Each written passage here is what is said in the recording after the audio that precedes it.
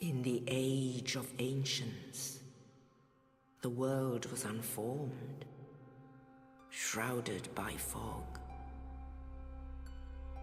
A land of grey crags, arch trees, and everlasting dragons.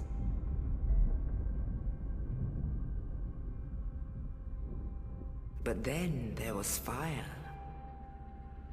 and with fire came disparity.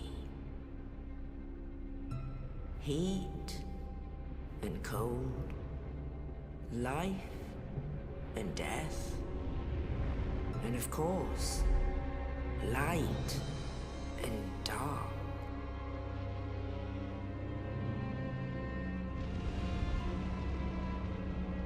Then from the dark they came and found the souls of lords within the flame.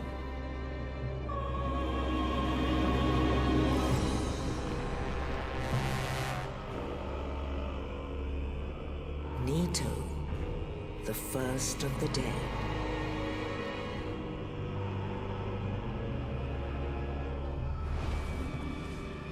The Witch of Izalith and her daughters of Chaos. Gwyn, the Lord of Sunlight, and his faithful knights. And the furtive pygmy, so easily forgotten.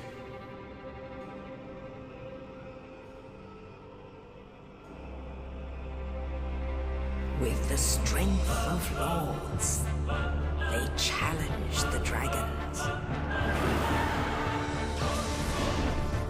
Gwyn's mighty bolts peeled apart their stone scales. The witches weaved great firestorms. Nito unleashed a miasma of death and disease. And Seath the Scaleless betrayed his own, and the dragons were no more.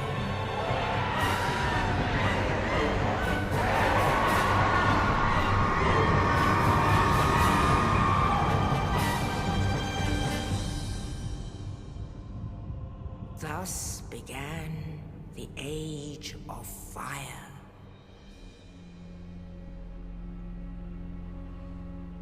But soon the flames will fade, and only dark will remain.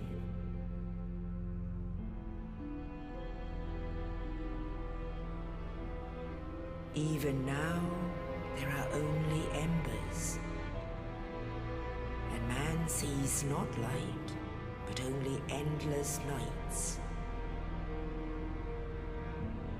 And amongst the living are seen carriers of the accursed dark side.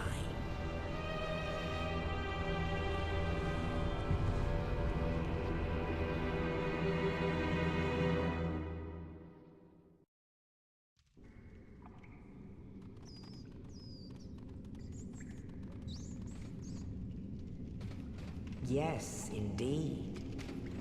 The dark sign brands the undead.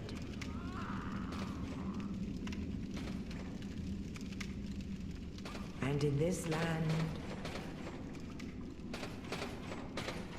the undead are corralled and led to the north.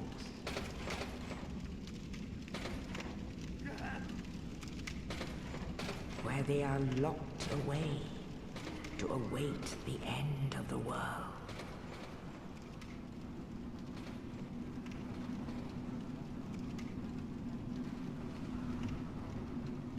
This is your fate.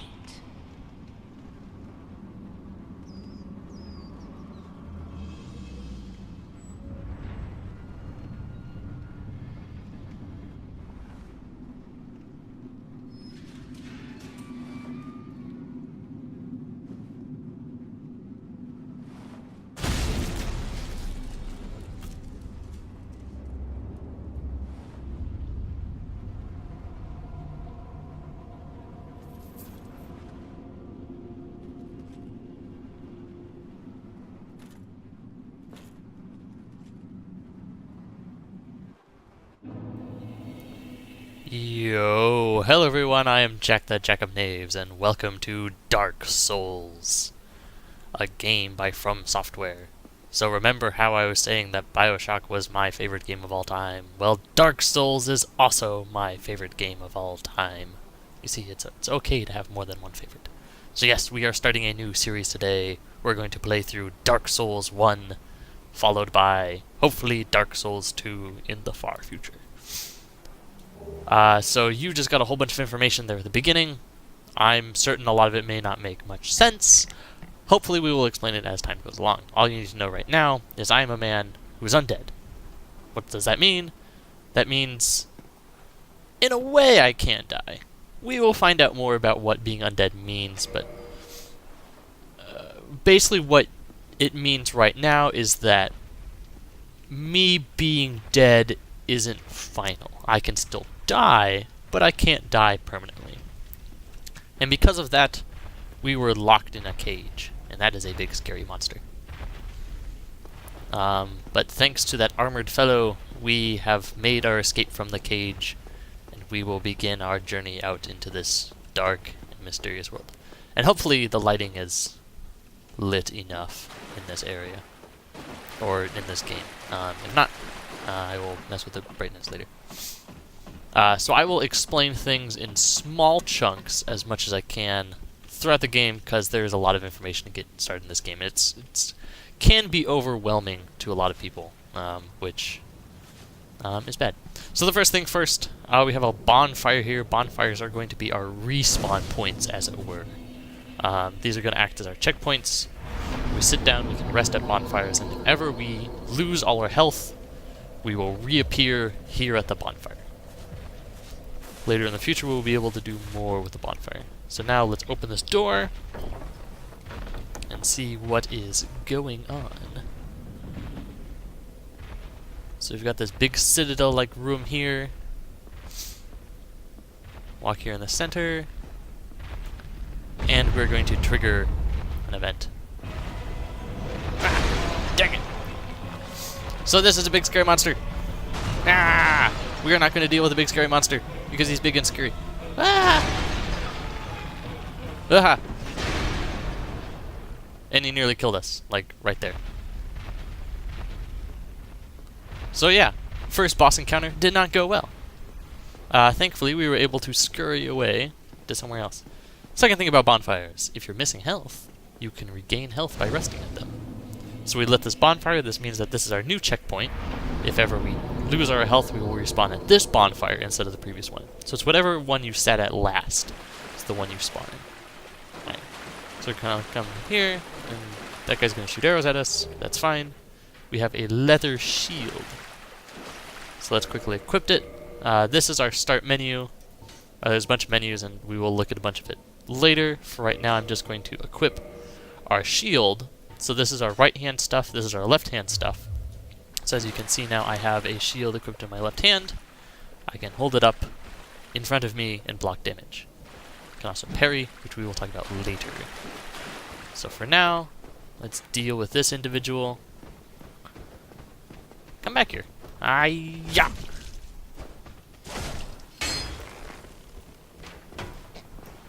So we can block damage. The shield is nice. We'll be using a lot of other shields in the future. Right now, we're actually not doing much damage with this. You know what? Bah! If you're wondering what that green bar is on the side, that is my stamina bar. As you see, as I do actions, the stamina gets lower. If you run out of stamina, you can't do stuff, but if you back off and don't do stuff for a moment, it regenerates on its own. That will also become important later. You can do stuff to help raise your stamina, and then the types of actions you do also affect how much stamina you use. Also, how much you deplete the bar also dictates how fast your stamina regenerates. We'll look at that later. Pose this corpse, we get a scimitar, so now we don't have to punch things to death. We're going to replace the broken sword with an actual sword, so now we can actually do stuff. With all weapons, there are two types of attacks. This is a light attack. It does a quick, small attack. Does an okay amount of damage, and uses a small amount of our endurance. Then we have a heavy attack. It uses more, but does more damage. And then one more thing about weapons: if you press Y, if you're using an Xbox like I am, you can two-hand a weapon, which means it will do more damage and use up. It will use up a little bit more experience. You will get different attacks depending on whether you're one-handing or two-handed. And two-handing a weapon does 1.5 times damage. So it's useful to use. Alright, let's keep going here. We are now equipped with weapons. We're going to come up against a lot of these. These are called fog doors. They either designate you entering a new area, or you are about to encounter a boss. In this instance, we are in a new area. There's nothing over here. So if you're wondering what those glowing things are, those are items. We want to collect them. But for right now, we actually can't collect that. We'll have to come back later to get it. We'll just progress to the new area. There's a boulder. Ow! Try to avoid getting hit by the boulder. It hurts. And then we'll go into this new passage that the boulder just opened up. And our sworded fellow is here. Let's talk to him. Oh, you. You're no hollow. Hmm? Thank goodness. I'm done for, I'm afraid. I'll die soon, then lose my sanity. I wish to ask something of you. You and I were both undead. Hear me out, will you? Regrettably, I have failed in my mission, but perhaps you can keep the torch lit. There is an old saying in my family: thou who art undead art chosen. In thine exodus from the undead asylum maketh pilgrimage to the land of ancient lords. When thou ringeth the bell of awakening, the fate of the undead thou shalt know. Well, now you know, and I can die with hope in my heart. Oh, one more thing. Here, take this. An Estus flask, an undead favorite. Oh, and this. Now I must bid farewell. I would hate to harm you after death. So go now, and thank you. Alright, so we found out a little bit of information there. Two quick things that I want to point out. One, he mentions hollow. He said that both him and I are undead. That is true, but there's a condition called hollowing. And what hollow means is that you are an undead, but you've lost your sanity. You just lost your will to go on. You keep dying over and over again with no purpose, so you eventually just go crazy. And the fellow with the bow and arrow we saw earlier, he is a hollow. He was an undead just like me at one point, but he lost all his sanity and just attacks things on sight. The other thing, he is also, he's actually called Oscar of Astoris, if you want to know. He just told us kind of what we need to do for the story for right now. He said, there's an old saying in his family, and I'm going to paraphrase it: if you're undead, leave the undead asylum, which is where we are, and go to the land of ancient lords. If you go there, go ring the bell of awakening, and you'll know what to do. So that is our new mission. We're going to go to the land of ancient lords and ring the bell of awakening. So let's go do that. First we gotta leave this area. To leave this area, we have to go through him. Hey. Slice and slice. Also, if you're wondering what the number at the bottom right of the screen is, that is souls. Whenever you kill an enemy, you get souls from that enemy. Souls you get from enemies will become important later. Alright, let's dispatch this fellow. Slice, slice. And, whoa, block the arrow. Or just dodge it. I missed. I'm trying to be careful of the archer, because I don't want to get arched. Whoa. And double slice. Okay. One more thing I want to show you quickly. With shields, there's something called parrying. Let's see if we can parry this fellow. Yes. So if you time your attack perfectly, you will be able to parry an attack. Some attacks can be parried, some cannot. If you parry it, you'll leave them exposed, and if you do a basic attack against them, it will do a riposte, which will do massive amounts of damage. So that's good. Alright, now what we're going to do here, we're going to traverse the white light. That means that we are entering a boss fight. We've got that gentleman down there. He's angry. We're going to drop on his face. Ha! Take that! And then we're going to be very careful because we don't want to die. Alright. This first boss is pretty easy. A lot of the bosses in here are going to follow... Ouch! A similar sort of pattern, which is figure out what their attack pattern is, and then after they attack, it's hard to talk and fight at the same time. To figure out what their attack pattern is, once you figure that out, it's just a matter of dodging their attacks and doing damage when they are weakened. As you might be noticing right now, I am rolling a bunch. If you roll, you not only... what is it? You can dodge attacks, and you're also don't take damage when you're rolling. So basically, rolling is actually like a 1 second frame of invincibility. That's just how the game calculates it. So, for a character like me, I'm going to be playing as a character wearing light armor. I'm going to be rolling all the time. It's going to be Roll City. Alright. Using our scimitar, we have destroyed the Asylum Demon, and by doing so, we have received the Big Pilgrim's Key. And humanity. Humanity I will explain later. So using the key, we were able to open this door. By beating the boss, we got 2,000 souls, which is a nice amount of souls here at the beginning of the game. And we will make our way forward. Oh, Estus Flasks. I did not explain that. Basically, it's your healing item. See my health? It went up. That's all you really need to know. You start off with 5 Estus Flasks. When you rest at a bonfire, the number gets replenished. The number is constantly going down, and there's no other way to refill it other than to sit at a bonfire. Occasionally, you will find items called Souls of Blank. We just found an item called Soul of the Lost and Dead. If it's a consumable item, if you use it, it gives you souls. Over here is a bird's nest. That will become important. Maybe. It has a purpose, but it has no purpose right now. Alright, so let's walk up here and figure out how to leave the undead asylum.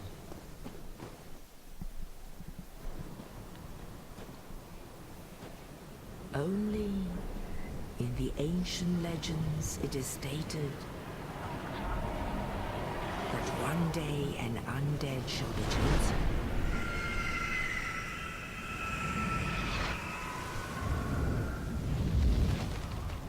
To leave the undead asylum in pilgrimage to the land of the ancient lords. Lordran.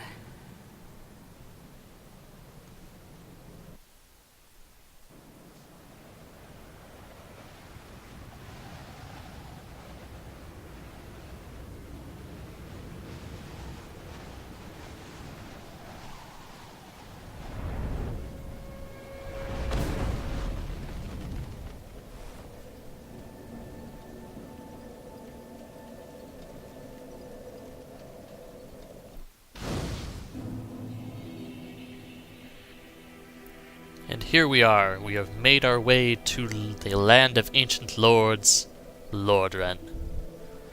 Alright. So that's going to be it for this episode. I hope you enjoyed, and if you did enjoy, please leave me a like because it does help me a lot. And, as always, stay tuned for more.